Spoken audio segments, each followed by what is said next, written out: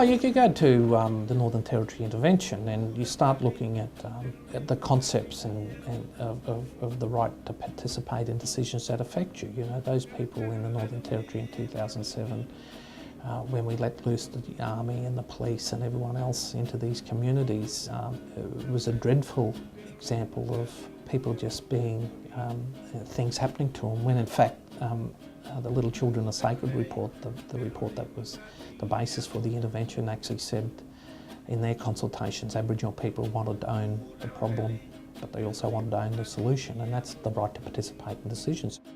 How do we get that happening from both sides? How do communities empower themselves to stand up and say, we want to participate in this decision? Well, one way of doing it is saying, hang on, the declaration's here, and that's what it says. We have a right, and it's a human right. It's not a right that's specific to Indigenous people, it's a human right.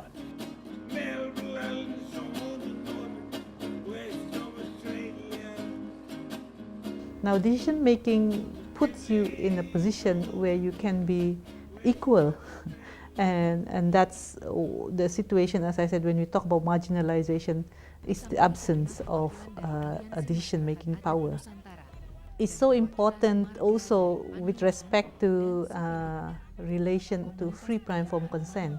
And this aspect of decision-making has been the one that's most abused. And internationally, everywhere, governments says, oh, they are participating. But what does effective participation means? It's not about it's not about having one or two numbers or having a council and you have you put them in a decision-making position, but they are just one. You know, if you come from a rights perspective on this, that we have a right to participate, that we have a right to be informed, you start thinking, well, hang on, what do we need to do to inform this mob and get the consent we have? We need to proceed. Again, you know, I think the declaration gives us all this guidance about the big area, and people use it to guide their way through. So instead of people getting angry and talking about this organisation did that or this department did that, to us, I'd say to them, go back and ask them a simple question. How did you ensure my participation in that decision?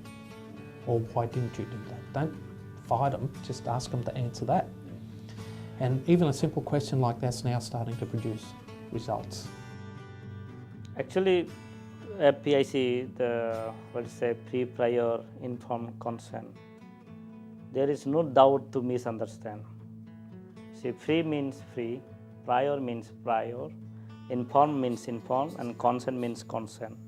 And it doesn't mean that consultation. So if they want to take any development programs on Indigenous people's region, whether government or companies, they should discuss first with the local communities whether they want this kind of development project or not. And they have the right to choose, they have the right to decide, they have the right to take decision whether they will accept or not. In Papua New Guinea, the free prior informed consent is the one and only foundation in which advocates like myself, civil society organizations who advocate the rights of vulnerable peoples, use as a platform to carry the message out. And so for us, NHRIs is something that should take effect immediately. And the government knows this. That's why we have a big battle with the government, because not only that it talks about free prior informed consent, but it covers quite a lot of other rights. And we're working very hard to ensure that NHRIs is accepted by the government.